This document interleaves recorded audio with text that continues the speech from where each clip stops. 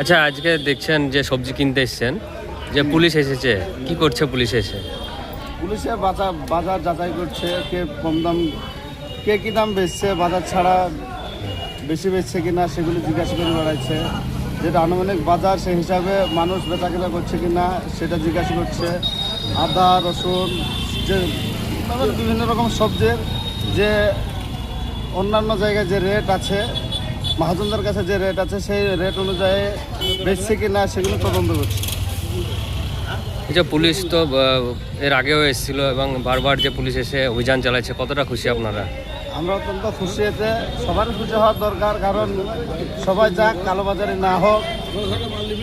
ব্যবসা তো ধরেন লাভের জন্যই ব্যবসা, সবাই লাভের জন্যই ব্যবসা করতে আসে, কিন্তু ব্যবসা বলে এই নয় যে একের মাল পাঁচে বেচবে, এই নয় যে সামথিং যেটা লাভ, যে লাভ অনুযায়ী করে লাভবান হওয়া যায় সেই অনুযায়ী মাল বেচা কেনা করবে, এটাই আমরা চাই।